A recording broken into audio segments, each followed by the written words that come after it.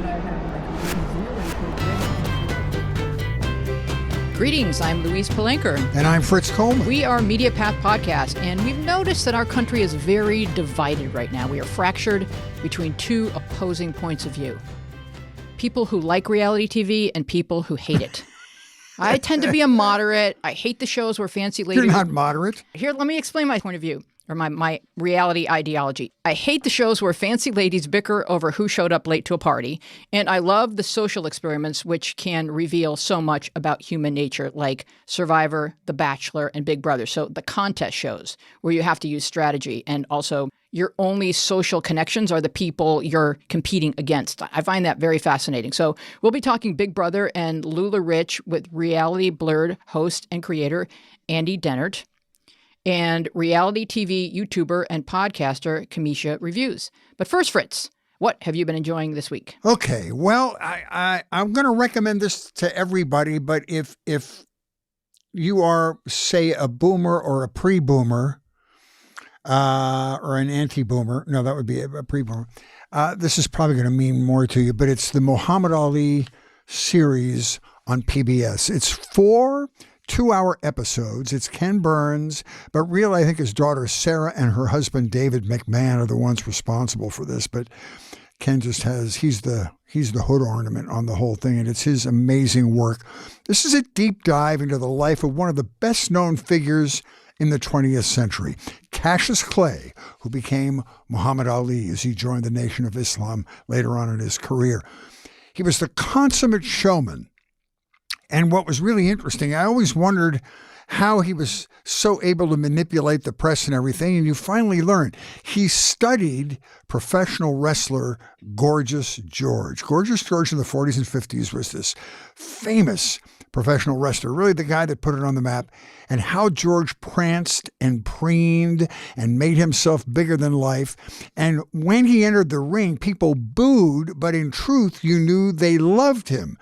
And the secret was that Ali had the speed, the grace, and the power to back up his braggadocio, and it just made for a great entertainment package. There are 4 episodes. Round 1 called The Greatest, 1942 to 1964. Round 2 called What's My Name?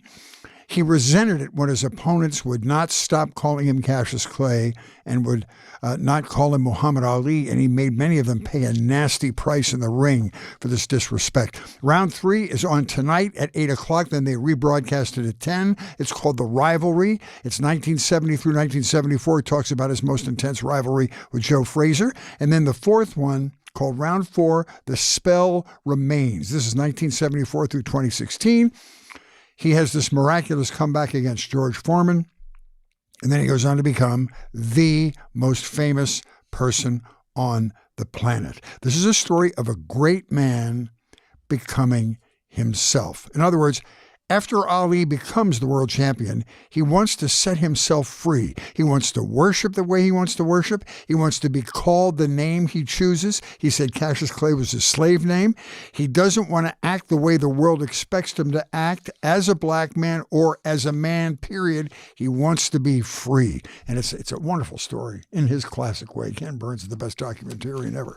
Oh, yeah. He's a poet, and I think that in Muhammad Ali, a lot of people saw themselves. So when they saw him just going for it and being himself, it kind of inspired. Yeah. You know, he was of the age. Yeah. You know, there was just... And they have all the Cosell interactions, which are really funny. They both knew their part in this dramedy that was going on. It was really cool. Yeah, you're right. Like a comedy team. Mm-hmm.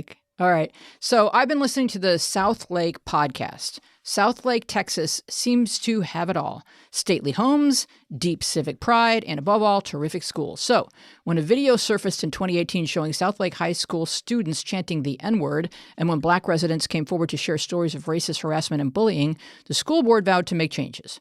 But the unveiling of the Cultural Competence Action Plan set off a backlash that consumed Southlake, fueled by a national crusade against critical race theory, even though people really had no idea what that actually was.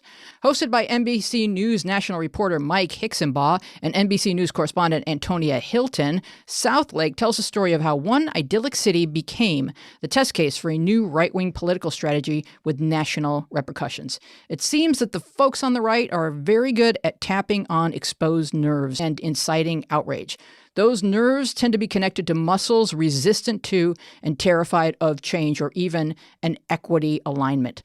Somewhat mysteriously, racists hate being called racist. So much of racism in America is snide and subtle and arrogantly racists believe that preserving this tradition is their white privilege.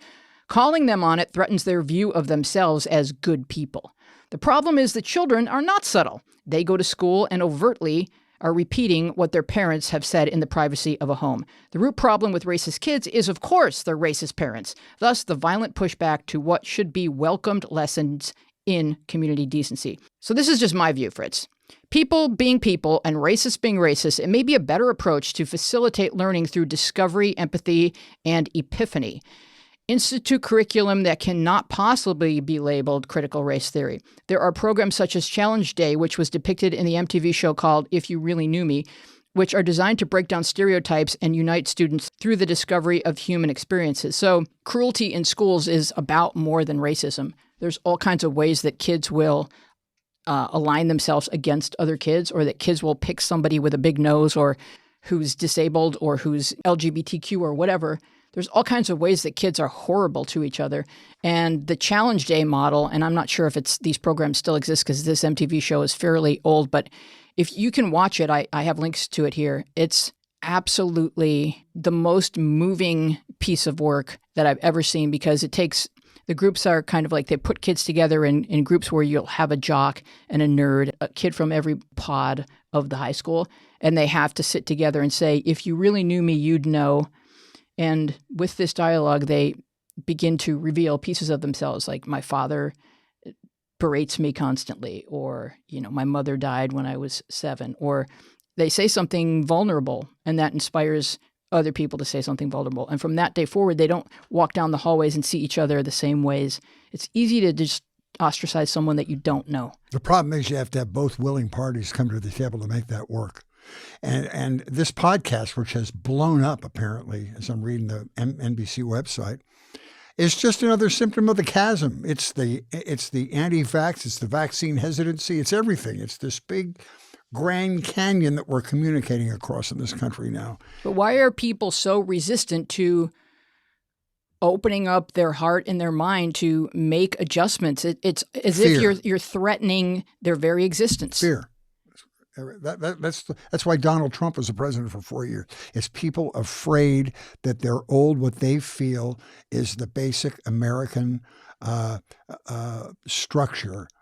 The basic American life is going away, and they're freaked out about it. This predominantly white middle-class society is all going away, and it's not the way they remembered America or wanted it ever to be. And that's what it is. It's fear. Well, there has to be ways that we can bridge it and make things less terrifying for people, because there really isn't anything to be afraid of. You can only enrich your life by knowing more people and knowing more about more people. So that's my take on it. All right, so we're gonna please welcome Andy Dehnart, who hosts and runs the Reality Blurred website, on which he writes about himself. I'm Andy Dehnart, a writer who obsessively and critically covers reality TV, focusing on how it's made and what it means. I created Reality Blurred 20 years ago as a place to collect interesting links. I review and recommend reality shows, documentaries, and nonfiction entertainment, analyze news reports from behind the scenes, and interview people who create and star in reality TV shows. You'll also find here other people's insightful takes on reality TV. I believe pop culture can both entertain and affect us, and so our goal at Reality Blurred is to amplify the best and hold the worst accountable. In other words, I'm here to call it out when it sucks and celebrate it when it's amazing. Let's talk about it together. So Andy, tell us first of all how you put your website together. Did it begin as a MySpace page, or how has it evolved into what you have today? Yeah, no, it was just 20 years ago. So 2000 I created it on blogger.com, actually, in the very early days of blogging. And I had been playing around with HTML and coding and other stuff for a while. So it was something I was at least familiar with. It was a little more difficult back then to publish a website. But yeah, and I essentially created it as a place to share and talk about what was interesting to me that I was watching. I'd actually recapped a season of The Real World a year earlier as a freelance gig, and then got fired from that because my new editor and I didn't get along very well. And so I created Reality Blurred as a result of that, just not having an outlet to talk about this stuff. And it's really evolved since then, as the description you read alludes to. But yeah, so now I do much more in-depth stuff. Like I think my very first post was a sentence or two, and I just published a 17,000 word piece about The Amazing Race season 1 and how it was produced behind the scenes. So it's very different than it was in those early days. Wow, that's really exciting how you turned something negative into a positive. You said, "All right, fine, I'm going to use this to inspire me," and you went ahead and created your vision of what this content could be and could look like. And now you're your own boss. Your site is very slick. It's very smooth. It maneuvers really beautifully, and it's fun to scroll through. And then your writing is outstanding. It's excellent. So fill us in. What is going on this season on Big Brother? Because I just find it entirely inspiring. Yeah. Well, I think it's definitely been a really great season of Big Brother, and I think the best way to talk about the fact that it's been a good season is to talk about how terrible the show has been for most of its life. Just 2 years ago, Big Brother had one Black woman on the cast who a producer asked to talk and act in a more stereotypical manner during her interviews because she wasn't acting, quote unquote, Black enough, whatever that means, or whatever that meant to that producer. And back then I asked CBS executives about it and tried to get them to hold themselves accountable for the show's racism and bigotry and sexism and homophobia that had been on the air for years and years and streaming live to the internet on the live feeds. And they, just kind of dismissed it as being one bad Apple producer, which of course is what always happens when systems protect themselves. And I share all this, like we could talk for hours about how awful Big Brother has been in the past. But last year, CBS made a change for the better, which was they said that their reality TV show casts had to at least be half BIPOC people and not just majority white, which is what they had been in the past. And majority white casts on both Survivor and Big Brother especially had historically identified, or at least targeted in the game, people who were minorities in the house. So Black women, for example, would go home early on Survivor. And that sort of started increasing over time, and people were ostracized in other ways. And so by increasing the diversity of the cast, number one, you just make a better show. And so the show has been better because it's had a cast that is not all the same. And two, it's made possible an alliance of contestants this season who's basically just decided to work together. And as a result of that, and what they did has never been done on Big Brother, which is an alliance of 6 people made it to the final 6. Like, this is a show that, a game that basically thrives on chaos and people turning on each other and stabbing each other in the back and all those kinds of things. And this group stuck together, and they are all Black people. And that means that for the first time in its history, Big Brother will have a Black winner, which is remarkable that hasn't happened already, but I think also speaks to some of the systemic issues that we were just talking about a moment ago. Weezy, for the unschooled Big Brother viewer or the first time Big Brother viewer, we need a glossary of terms here. How does this game work? So it starts out with 16 or so people that move into a soundstage that's built to look like a house. They're being photographed constantly, 24/7. The rules of the game are that as the summer proceeds, they vote each other out. So the way that happens is like in Survivor, they can vote someone off the island. Well, in Big Brother, they have all these competitions. One of them is called Head of Household, HOH. The head of household can nominate 2 people on the block. And then on eviction night, one of those 2 people is going home. So by the end of the summer, you're down to 2 people, and all of the people that have been voted out, or at least half of the people that have been voted out, they comprise the jury, and the jury votes for one of the 2 remaining people to win the game. It works the same on Survivor, but in Big Brother, you're put up on the block. 2 people are put up on the block by the head of household, and an alliance is like a block of people that would never vote out a certain person. So if one of their alliance members is on the block, they would never vote out that person. The alliance is called the Cookout, and I guess it began on day 1 or day 2. People walking into the house and deciding to work together, even though they were kind of like put on teams to sort of avoid those bro cliques that, voted out everybody that wasn't, part of the popular table or whatever. It seemed to align along sort of high school kind of stereotypical lines, because CBS thought that they had to have hot people in the sun working out and laying by pools. And maybe Big Brother is popular in the South. I have no idea what, who their target audience is, or, how they feel about how things have transpired this season. But it just seems to me that when a white person walks into a traditionally white environment and sees someone they don't know, they see a stranger. And when a black person walks into a traditionally white environment and sees another black person, they see a friend. So to me, it makes perfect sense that they said, hey, let's do this. And I remember a couple seasons ago, there were a couple of black women on the show that tried to work together, but after a while, they just couldn't hold it together. I can't remember their names. I'm not good at remembering the names of reality show contestants because there are too many. But Cameshia, how do you feel about the Cookout and what they've achieved this summer? Okay, to be frank, the Cookout in the beginning for myself, people of color, was a celebration. But I'm also a big competitor, and I've watched Big Brother for years, even though I have not been happy with the no inclusion or anything like that. But when the Cookout first, started out, it was really a good thing. But I started seeing cracks, within the Cookout, and I kind of knew where it was going, and it put me in a negative state watching the Cookout, and I've gotten a lot of negative feedback because of it. Because yes, I'm going to celebrate the Cookout because they are people of color and it's the first time and all these things. But I feel like that women, because I'm a black woman first. I'm black, yes, but I'm a black woman too. So I get frustrated because I predicted this. I said, something's going to happen next year because of all the dragging that happened to last season, the way Bay and Davon were treated with Christmas and all that crap. And so I knew this season something's going to happen. You have Canada, who have the first person of color. CBS was like, we gotta do something, man. They were gone a little bit longer this time for that reason. They had to clean it up. Mm-hmm. So when it was 6 of them in there, and as you stated earlier, when we see each other, it is an automatic thing. Like, okay, we're together. It really is like that.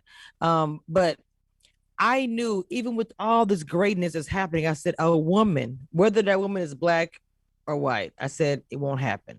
It's going to always be a man, black man or a white man. So, and I know that we haven't got to the very last show. I'm just saying because I predicted this last year. I said something's going to happen because of all this controversy. But what I wanted to see is a black woman win, because when Davon played last season, I love Davon, but she wasn't a winner. What I mean by that, she wasn't winning competitions. Regardless of what you say, if you go into something like this, you have to win competitions in order to be able to be empowered, make decisions, and all these things. And she wasn't that. Bae was kind of more of that, and I feel like Bailey got sabotaged a lot in Big Brother. But in this season, Tiffany, I felt like, kind of took that role where she was like, okay, I'm going to be all these different things. I'm going to be one to be strategic, smart. I think Davon was also be a mixture of Bailey, where I can win competitions as well. And when she won the second HOH, and when Xavier and Kylan, or more Xavier than anything, started just really going crazy and so upset and angry because she won 2 HOHs. I'm like, this is like the first thing ever. It's great to have 2 people of color for the first time being in the house. These are things to celebrate. It's wonderful. But why not keep going? You have a black woman. And it felt like, what their goal was is to get, 6 black people to the end, which they successfully resisted. Yes. They resisted their instinct to blow up the coalition earlier in the game because of the social pressure that exists in the world right now for black people to represent. But when it got down to the final 6, the whole patriarchy thing was still very firmly in place. And the women, and then on a double eviction night, the 2 women, and Tiffany, who's probably going to win America's favorite player. Yes, I think she is. And then maybe even have a career beyond this because she's just so engaging. But let me get your take on that, Andy. I just think, Tiffany, we need to give her credit for she's the person who created this alliance and from the beginning and decided this. And also it was just a fascinating alliance because they all the 6 people in the alliance partnered with other people in the house to use essentially as pawns should they end up targeted together. And it was just a brilliant strategy that no one caught on to the entire time. And Tiffany as the mastermind, I think that makes her a target for sure. And it's always interesting when an alliance succeeds, and that's rare in reality TV. Back to season 1 of Survivor, we had that final 4, and to watch what happens when they turn on each other. I think I agree with Cameshia. Just there's some sadness associated here with the fact that the person who made this happen, whose idea it was, is now not going to win the $750,000 prize. And, she will definitely go down in reality TV history for that contribution, and that can't change. But it's too bad that that the 6 players turned on her as they did. Yes. But I guess they saw her as a threat. Could you each talk about negative reaction on the internet or in the world regarding people forming an alliance based around culture and race? To me, it seems triumphant. Other people are using words like reverse racism and things of that nature. Like, what are your thoughts? Well, I'm just going to say briefly that I got accused of that as well. I got a lot of, I had to turn a video comments off on YouTube, and one of the videos where I actually titled it is the Cookout Racist. It really became a storm for me on YouTube where people literally said they're racist. But when I literally broke down and brought up all the other alliances, even though it wasn't a race driven, whatever, but their actions showed otherwise with the alliance last year when Cody and all them, blindsided, got everybody, knocked everybody down, including Nicole at the very end. When Davon and Bailey had the opportunity, I can't remember which HOH it was, they immediately took them out first before anyone else. And I always looked at it like, okay, well, you could have picked anybody, but you picked the 2 Black women in the house to make sure they wouldn't get your H. I don't know. I just feel like the negativity that they're saying that Cookout is racist to me is crazy because it's a history. It hasn't been done before. Why is that looked at as racist? Because they want to make history because it hasn't been done before. I feel like that, the white groups, I'm not saying it was just a white driven thing, but they were white, all of them, and they demolished everybody. They was a different race or something was different about them. Like people said, the pretty people, the popular people, the cheerleader and the jock, they were the ones that won. Yeah. I mean, yeah. Go ahead, Andy. Yeah. No, I think it's, Big Brother has had a ton of explicit and implicit racism over its history. And this group of fans is being particularly vocal right now about, screaming reverse racism, which of course doesn't actually exist, or is just mad about this success of this group of Black players. I think it's just transparently racist on their behalf. And for them to not have noticed or cared in the past when there was literally explicit racism, and for them to now freak out when 6 Black people work together and succeed. And like, that is literally, if you've watched the show in live feeds, and I will be the first to admit, I have not watched every second of footage, but what I have seen and what I've read from people who have watched every moment is that this alliance did not get together and decide to target white people, yet somehow white people, and especially white Big Brother fans, or a group of them, feel somehow threatened by this, that when a group of Black players succeeded, that's somehow an attack on them instead of just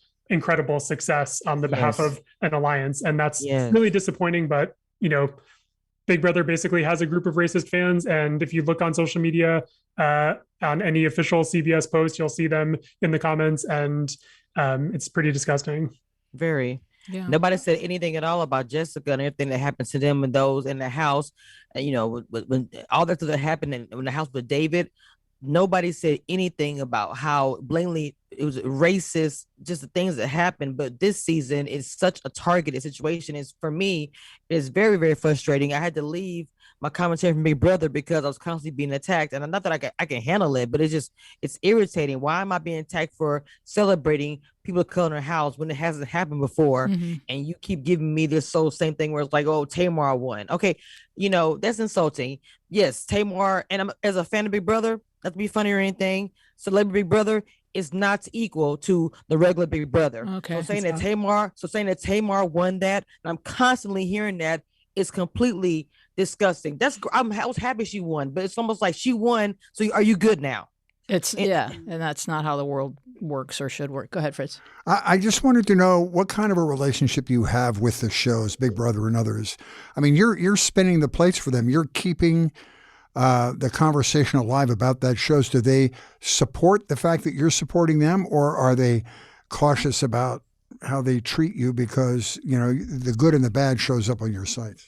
Yeah, I think for me, I'm a journalist and a critic, and I'm independent in terms of what I choose to cover. I don't ask for access from CBS, but I also probably wouldn't get it if I did ask. And I'll give you an example. I covered Survivor on location a few times, and then suddenly, just as a journalist, I paid my own way all the way to a few shooting locations, and then CBS wasn't really happy with what I was writing, and stopped inviting me. And that's certainly their prerogative. I don't, I think in an ideal world, networks would prefer that we didn't offer this kind of criticism. And you make a good point that there is a degree to which the criticism does sort of continue to fuel interest in the show and or in any reality TV show. Well, I'm not talking about the criticism. I'm just talking about the conversation, because here we are talking about these things that are in the past. Go ahead, Cameshia. Oh, I'm so sorry. I was just going to say that as far as CBS is concerned, they most of the time have certain bloggers, whether it's YouTube or whatever, to, promote or do interviews, or most of the time they just use vet alums from Big Brother, because I have been trying to contact CBS and their PR because I would love to interview. This is historical for me as a blogger, and I've covered Big Brother for years, to be able to interview the Cookout. I haven't gotten any response or anything, but the question as far as starting the conversations, it sparked a lot on my channel. I've gotten like hate and positivity, I would say that, and I'm in chats. I'm in comments having full-blown conversations or debates, so to speak, because they either didn't agree with what I said or they did. And so it's interesting, and it's I like the dialogue, I'm not gonna lie. It'll be interesting. It gets to be a little much sometimes. Yeah, no, for sure. It'll be interesting to see what happens when the season is over and when all of the members of the Cookout are out of the house and talking to the press. Hopefully you'll get a chance to talk to them. But are they going to be receiving love or hate online when they once again walk amongst us? I just hope it doesn't, that people aren't fearful that from this moment forward, whenever you walk into the Big Brother house, you're going to be forming alliances based on, skin tone and things of that nature. I hope it's a positive thing moving forward and not something that, creates a backlash. That's frustrating. Why would that even be to me? Because it's like, and I even a person of color I was talking to about this, it was like, this won't even happen again. And I said to myself, I don't think it ever will. I think it might maybe put 1 or 2, maybe 3 in the house, but it will never be 6. That's just my opinion. But why would that even be an issue? If that was to go on, whether if it was Hispanics who did whatever, why would there even be a problem if that was to happen? Because I got Black Flash saying I don't bring up Hispanics or different races. I just say it is what it is. People, if you're in an alliance, where there's never been a women's alliance, which I constantly fight for and argue about, there has never been a women's alliance that lasted longer than the first 2 weeks, that actually succeeded, got the women to the end. That's what I'm looking for. I know I'm Black, and I say all the time, I'm a woman. I've never seen that unity in the Big Brother house over all 22 years. That's something I want to see. Yeah, and that's a whole other conversation, because it's difficult. I feel like it's difficult for a female alliance to stick together because women are so easily influenced by men, by cute men, and it's really hard to keep your emotions out of it when you're living with these people 24/7. And I'm kind of proud of Aja this season, because even though she's admitted that she does have a crush on Xavier, she still put him up on the block. I mean, she's still doing what she needs to do as a player in the game. Oh, no. I'm sorry. I have to disagree. Aza did that because she really kind of didn't have a choice. Aza should have, Colin should have got rid of Xavier and should have kept Tiffany. Yeah. Aza had a crush on Xavier this entire time, and she's played an emotional game. The fact that they kept behind Big D and Aza, I'm sorry, I love them to death. But the people who actually carried the Cookout, along with Kylan, Hannah, and Tiffany, you send them out. It's very frustrating for me to talk about it, because I feel like Aza and BD should have been already gone. Yeah, but Aza. When it comes down to Endgame, people tend to keep around weak players. When it comes down to Endgame, which they are in, you keep around Derek F., which, P.S., is the son of Joe Frazier. Fritz. Oh, is that true? Yeah. Wow. He's a very engaging that is. fellow, but he hasn't done anything except be fun to be around. X is the alpha male who's running the my household. contribution. People don't even realize they're being run by him. They're all being run by him. That's Xavier. Kyland is kind of a wannabe alpha male, but he's winning a lot of competition, so it keeps him in control. And Azza, I feel like Azza and Derek F haven't done a ton, but it makes sense to me game-wise that Tiffany and Hannah, two smart people, even though they're women and I wanted them to stay, at that point in the game that they would go because people are afraid to vote out Xavier. You want to go against the one that you don't know if you're going to be behind, and they did nothing. So I feel like Big D, or at least if nothing else, because Big D kind of kept everybody together and he did the little funny whatever. But Azza played in such an emotional game, literally slept all the time, wanted to protect Brittany at all costs, and didn't win anything. And had crushed on Xavier and was mad because he liked Alyssa. I just You're she done. should have gone You're home. done. I get it. I'm just Andy, what are you hearing from production or from people behind the scenes? Because we want an inside look at these shows because we find them so captivating. So by being a reporter on the set, what have you learned that you can share with us? So I have not been on set or even honestly to be in contact with anyone who's associated with this season. That's just so I've been watching it in the same way that we all have. I can say, years ago, I toured the house along with other members of the Television Critics Association, and we went behind the scenes. And I will just say that it's a house that's built in half a soundstage, and it is extremely small and claustrophobic. And just we walked through while they were in the backyard playing in a challenge, and I can't imagine living in there with 15 other people for 3 months. So he gave me some empathy for the contestants. And I think one of the things we're talking about too is both what these contestants are going to face in the real world, which happens to reality TV contestants on all shows, and whether they're playing a game or just living their lives. Like there's a lot of reaction that people give because they're convinced that what they see on television is the unedited, raw, unvarnished truth. And the interesting thing about Big Brother, in the thing that makes it, I think, something that I continue to pay attention to, even though it's been such a disaster over the years, is that there are the live feeds. And so you get to watch in the house. For the most part, the producers are pretty heavy-handed with the censor button sometimes and cutting off our access to if something's happening. But it still gives you a sense of like what raw footage looks like, and then comparing that to the edited broadcast and what gets left out, how conversations are sort of condensed and edited. And of course they are, and we all know this, that what we're seeing is not, a raw transcript of life, but there is something very powerful about television images, and it convinces people who watch that what they see is 100% reality. And that is just not the case, even on Big Brother, which gives us the closest look to a real-time production that we could possibly have. And you were talking on your website about how there have been people edited out of scenes who have said racist things. And if you were watching the feeds, you would know that they were there saying those things, right?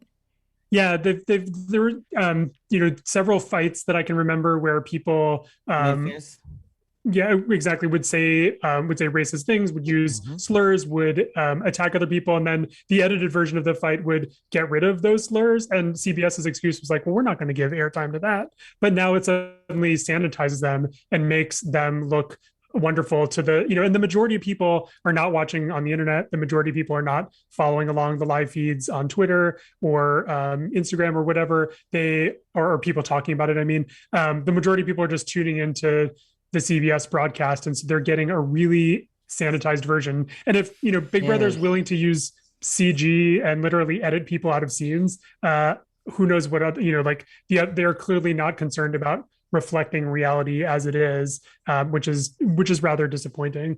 Was there a change in leadership when they made that announcement about how we're going to be casting more people of color on Survivor, on Love Island, or what are all the shows and even The Bachelor, which is on ABC, seems to have more and more representation.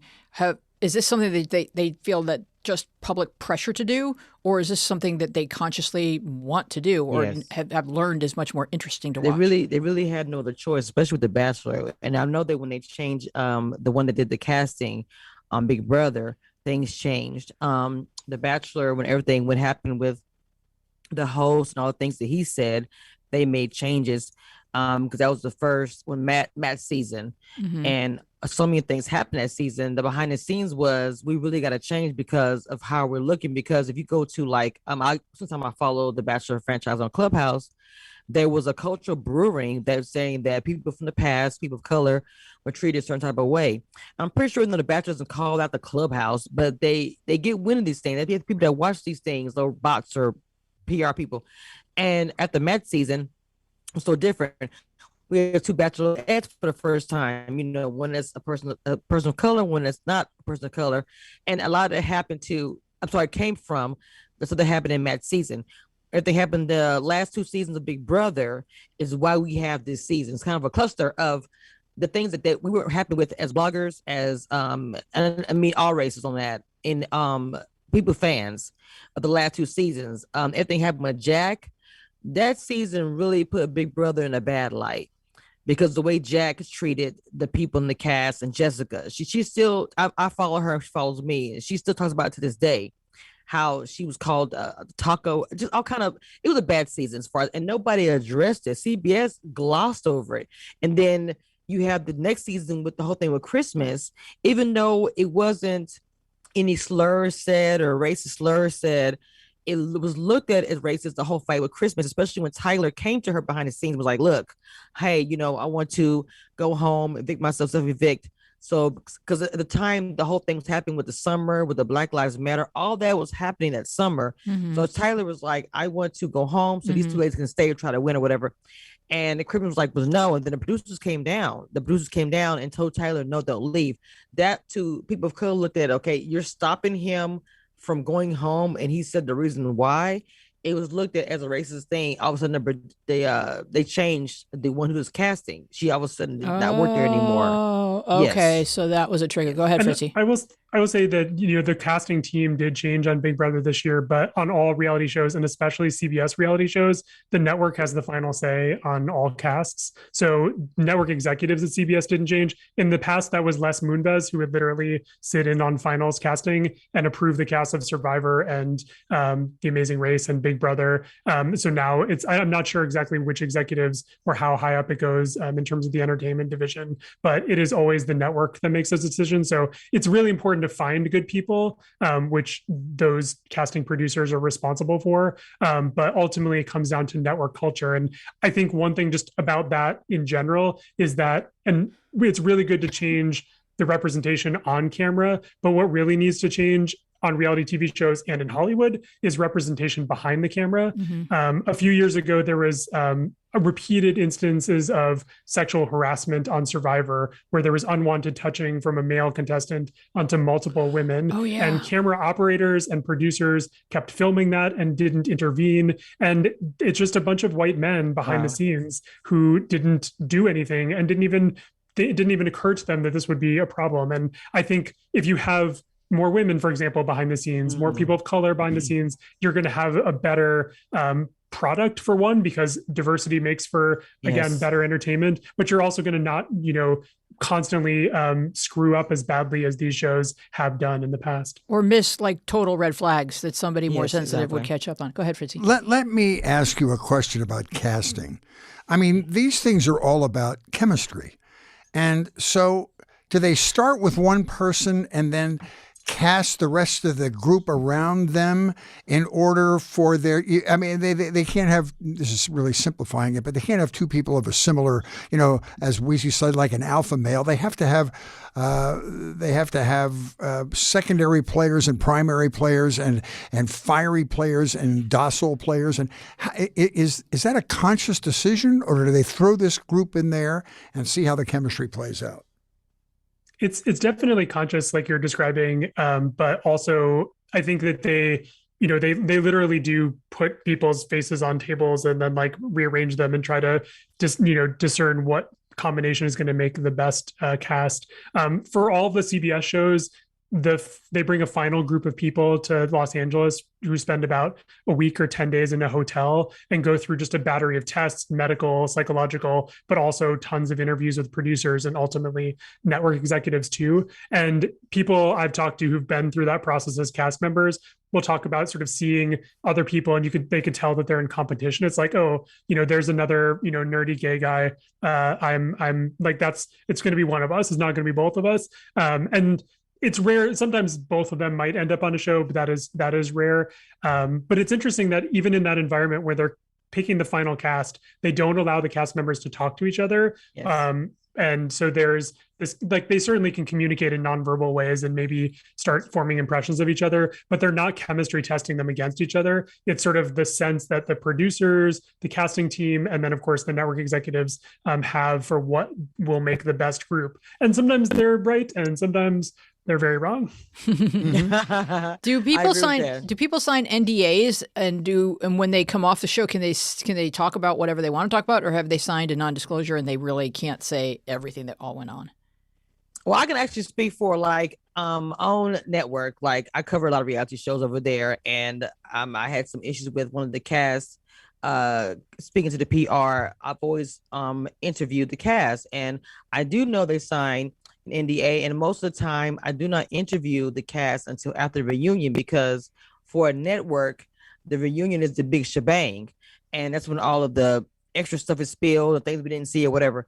Now after that, most cast members, it depends on the contract, depending on the network, they're able to go on and speak whatever. Like with CBS, they're a very controlled environment. Like a lot of times notice the cast, they really only speak to certain places, like they Entertainment Tonight, USA, I think, whatever, and then the alum of Big Brother. Other networks, you'll see them interview with anybody. And now Paramount is also mixed in with CBS, so it's like a big monster. It's hard to penetrate that. I'm trying myself. I'm new on the block, but other networks I might be able to penetrate, like MTV, which I know MTV and CBS are in bed together. Their companies are, but I've actually interviewed MTV cast, but that was even hard. Mm-hmm. And it was after the show had kind of went off and they've had their reunion and all these things. But even still, you're supposed to get approved by the network. At the end of the day, they can still say, I don't want you interviewing with that blogger or whatever. It's just it's tricky. It just depends on the network as well. I was going to say too. It's hard. Yeah.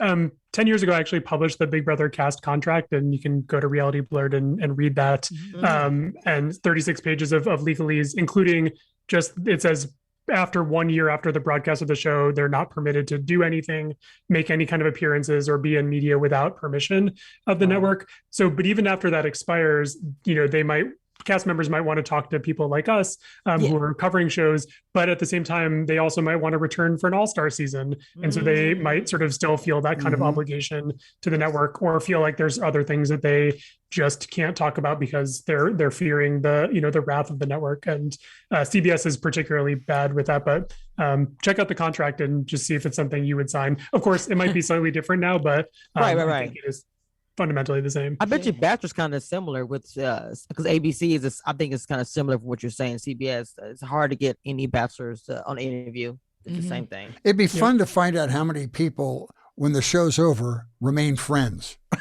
or they stalk one another, and it's an ugly situation for the rest of their lives. I mean, I think they've been through. It's kind of like being siblings that had the same parents. I mean, they've been through something that no one else completely would understand, which was their exact season of that show. So I think that probably for the most part they stay in touch. And I know it seems like from the whole Bachelor family that people are all dating each other and trying to arrange to be on the Bachelor in Paradise together, even though they act like they're single, and they get a lot of like Instagram followers and TikTok followers and stuff like that. Well, they're turning that into a story point this season, where people are being caught on Bachelor in Paradise for you're here for all the wrong reasons, which is like that definitely is a cliche, but it's actually kind of true. Like, they're calling people out for like, you guys were arranging to be here together, you already dating, you're supposed to come here completely single. So yeah, does that ever happen on Big Brother? Is there ever any sex on Big Brother where you go to the remote camera in the laundry room and two people are doing it on a dryer? or Oh, something. the like old school Big Brother. Oh Lord, it was because see back then it was so cool because they had the pop channel where I was such a Big Brother fan. I wasn't a blogger then. I would literally record my DVR. I remember because pop would show it would literally record everything. It was no censoring, so it Nice. would literally be like 4 or 5 hours. You remember that, Andy? Or just hours of the live feed, and you just watch every little thing, and things would happen. You would catch it. Because they weren't censoring it. Oh, it See, was that's so a cool. show right there to me. Oh no, they're under the covers doing all kinds of like. There's infrared cameras are fired up. On TV they'll cut that and give the idea like I think something all went on, but I don't watch the live feed, so I assume that people need to touch themselves at a certain point during the summer, even without a partner. Right. You know, I mean, Just as a funny aside, I think people are maybe more conscious now of the fact that they're being filmed, although even, you definitely forget it after a while.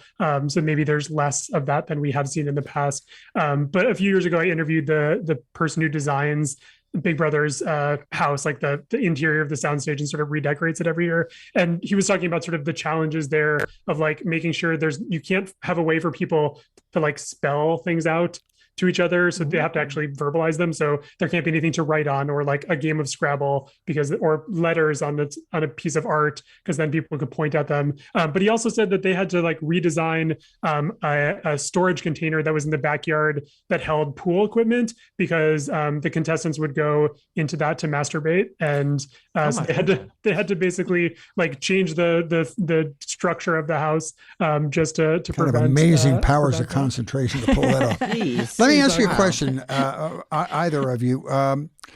Now you said masturbating in the pool house, and I completely forgot what I was going to say. Sorry, I threw it it all is a off. distraction. Oh well, I'll think of it in a minute. Oh, that's right, Andy. You brought this up when there are certain ways they have to communicate. First of all, I will say you can't tune this show on. Like she insisted that I watch the one last week because I haven't watched it much. You're lost. First of all, it took me 15 minutes to figure out what HOH meant. Oh my God. And second of all, and I'm not a viewer, so maybe I'm a really Okay, objective gotcha. third party. He doesn't have Big Brother as a first language. No. But acronyms are crazy. I found an irritant to be, Andy, that when they're whispering, they go in the back room and they do these little confabs. They're whispering, and you can't understand what they're saying in the whisper. But also when they're putting the lower third translation on there, it's going too fast. You can't read it, so you can't hear it and you can't read it. And I'm thinking, what's the point? I got frustrated. You got to jump in from the beginning, and you got to understand there's a lot of coded language that's built around the game, and they use there's a bunch of catchphrases that they use constantly. And it's in some ways the reality TV is very mature as a genre, or at least it's like it's in its 20s right now. And I think that there's a recognition from a lot of networks and producers that they're not trying to draw new people in. They're trying to hold on to their fan bases and I get that. who can otherwise flee to go to one of the other million streaming services or other shows that are out there. So I think what you're describing actually makes it harder for new people to come in, but they're also then speaking the language of fans. And so, I can tune in and I know exactly what's happening, even if I don't even know these players, because I've watched the show for 20 years or followed it. Yeah. So, and it's the best example choice of what an episodic show should do. It draws you into the next episode, and you have to keep going with it. Yeah. Now, with something that people can understand are some of the documentaries that you recommend on your site, Andy. And one of those that I invited Fritz to enjoy this week is called LulaRich. Oh, I love that. And it's about, I don't know if you watched this one, Cameshia, but it's about they don't want to call it a pyramid scheme, but it's like one of those companies where eventually they're just hiring people to hire people.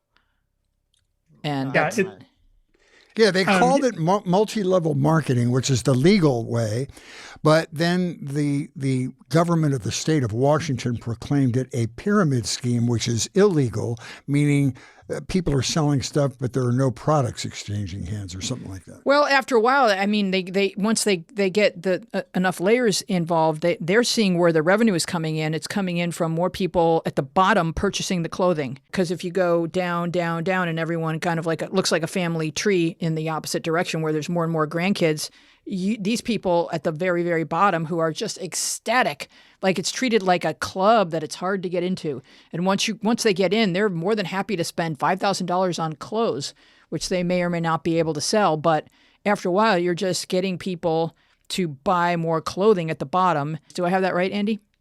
I think basically, yeah. And it's a structure that's legal on some level because it still exists and it has not ever gone away. And we've had Amway, and from Amway to, everything. There's a ton of these types of things. And LulaRich was the big new one that sort of swept through Facebook. But of course, like some people are successful and then not everyone can be that successful. And I think the documentary does an excellent job, or a documentary series of showing how people have gotten into this, but also then like what their experience was versus what the founders say that the experience should be.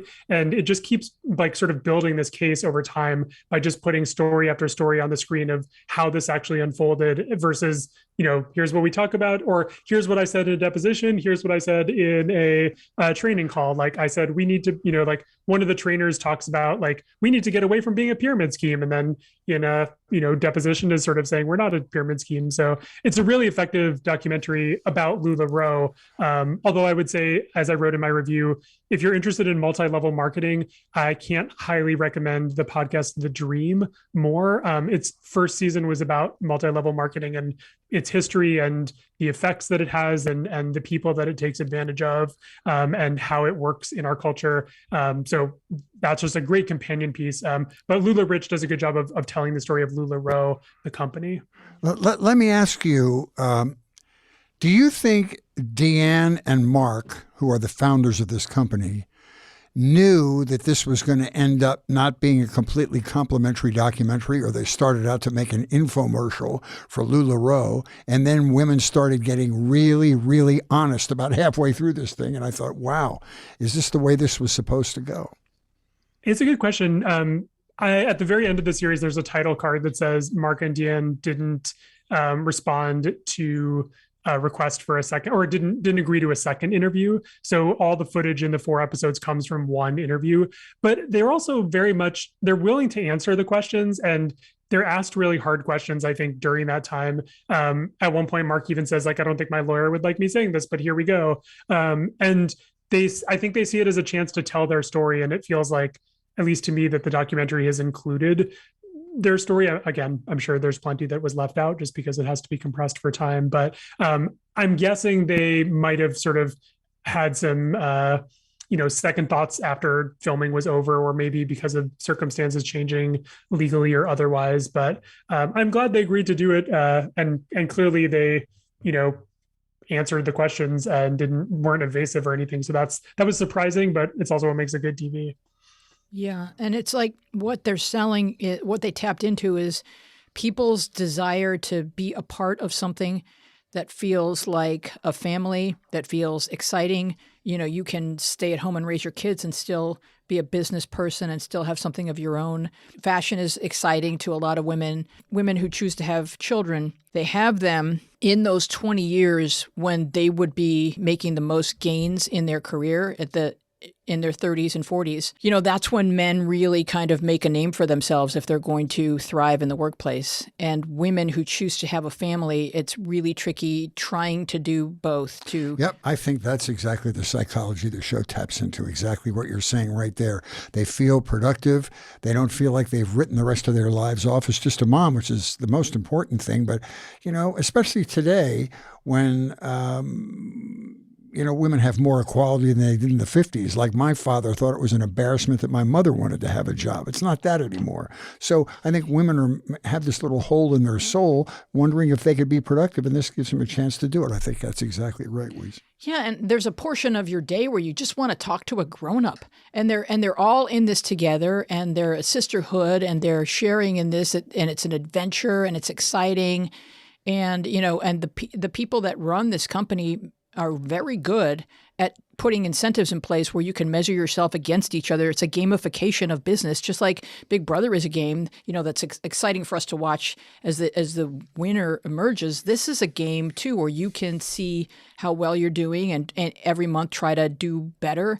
And we're all drawn to those types of incentives and those types of challenges. And they really tapped into that and took advantage of people. And I think people too just really want community and connection, and they've found that through LulaRoe. We find that through watching reality TV shows and talking about them together, and people on reality TV shows find that community and form alliances. And I think maybe that's the kind of through line here, is that that's really what people want, is that sense of connection. And it's interesting that television can both, provide that for us and also offer a window into how it works for other people, whether that's on Big Brother or LulaRich, as different as those properties are. Yeah. And social media is the driving force behind that. They didn't dwell on this, but there were indications of cult-like behavior in this thing. First of all, Mark started to throw Mormon scripture out at some of these mass meetings that they would have, that people began to notice and became a little uncomfortable with.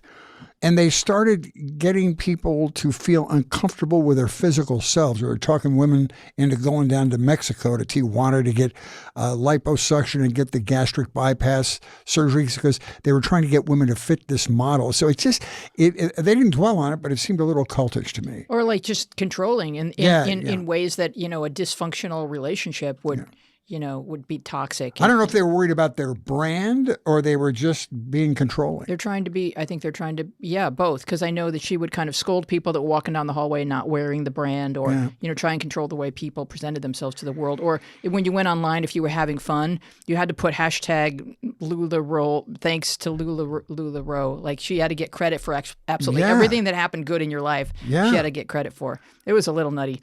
Yeah. So before we close, I thought maybe, Cameshia, we could talk about The Bachelor in Paradise and how this year they're building storylines around people who are trying to up their brand by going on a reality show. It seems like it's come full circle where they're actually calling people out on the very thing that we knew it was all about in the first place. Yeah, it was a little strange. It was two couples, and the reason why I called out one of them was I was like, I never understood why they were so Jacinia. They were so busy. They got so aggressive with Jacinia. And I was like, well, did we forget about what happened the first couple with everything that happened with Piper and all that? But the whole gist of it is, they're at home, and social media is, it's a way to make money now, especially if you've been on reality TV. It is your brand. It's not like you can go 9 to 5. I mean, you can, but once you leave a reality TV show, that is your brand and your bread and butter.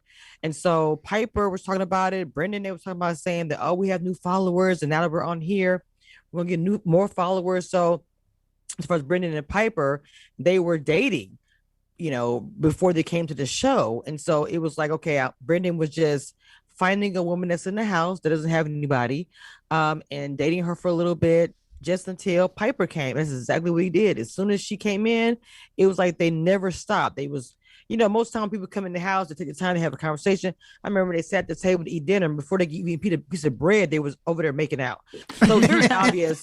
It was very obvious he was waiting for her, and it happened twice. The second time, it was a coup where half the cast, Riley, all of them was like, "Hey, you guys are here for free." I remember Joe got upset, and you're here for free, a free vacation, and we're trying to find love, get out, and all this. I'm like, yeah, at the end of the day, if the show is not saying anything, if the show is not saying anything, because to me, I didn't see any, because I mean, of course it's drama, but the one that's hosting, the bartender or whatever, and have guest celebrity judges, nobody came in and said, hey, you guys, we're faking it, you guys are out of here. Because I believe in the older version, they would have done that. But because it's drama and it brings people to the show, they just let it go. What about the people that came having a relationship before they got to the show? Doesn't that misrepresent? Yeah, that's what we're talking about. Didn't they violate the contract? That's what we're saying. But they didn't. The show didn't interrupt it because it brought a lot of drama. They're actually treating it as a storyline, Fritz. They're saying, leave it in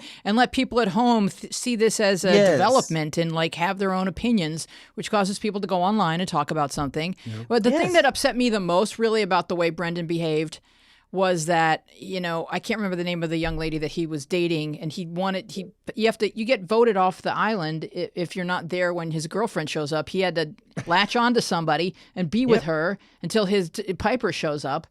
And meanwhile, when Piper shows up, he's like, yes, I'd like, he tells his girlfriend, I'd like to go on a date with Piper. Wink, wink. Like, he's already dating Piper. Yes. But then he sits there and says, like, this girl, who was she going to date? She wasn't going to date anybody if she didn't date me.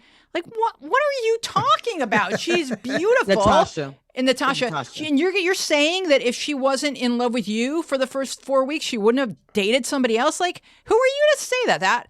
That really ticked me off. It did. It was awful. It was awful the way he spoke about her. He spoke about her like she wasn't going to get anybody. And if it wasn't for me, she wouldn't even be on the show. And so when they actually gave her the rose and decided not to send her home, because in actuality, she was going home. Nobody had any romantic anything with her. She hadn't been, because she put all her eggs in one basket. She put all her eggs in the Brendan basket. Yeah. So she didn't have any other options. So she was going home until he was like, hey, we're going to give you another chance and blah, blah, blah. And it was actually a touchy moment, but it was kind of sad. He trashed her pretty bad. I was like, ooh, this is gross. But then they ran them out of town. The whole team, the Joe Brigade says, you people need to leave the island. Like, you're not here for the right reason. So it's been an interesting season of Bachelor. Free vacation. Yeah, free but vacation. we watch, and Wells can make me a martini. I'll sip it down. Before we go, let me ask you one question. How many hours of television do you guys watch a week?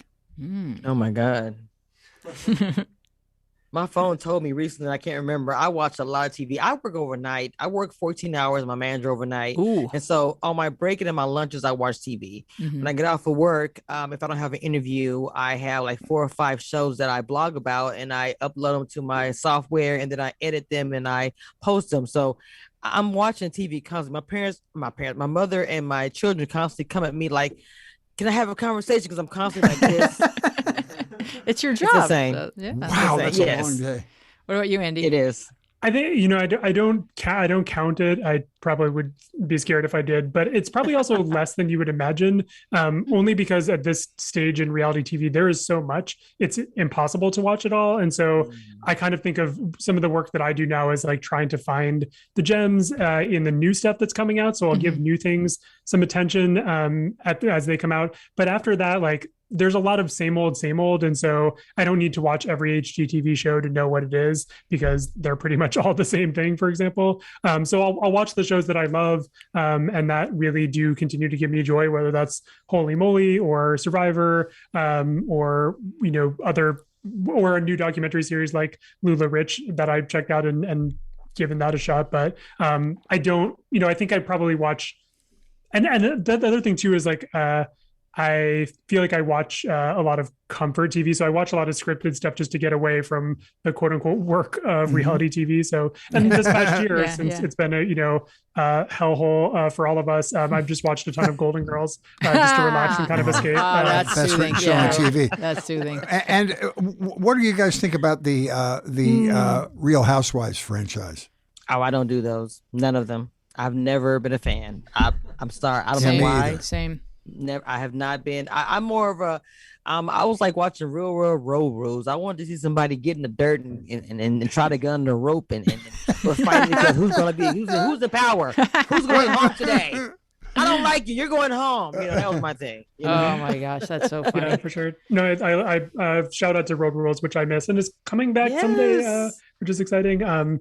But yeah, Real Housewives, like, I don't watch most of the franchises. There's too much of it. I've watched most consistently the New York version, and just I've kind of like followed along those storylines. It's basically a soap opera with real people. And you're more likely to see a slap fight in the Real Housewives of New York.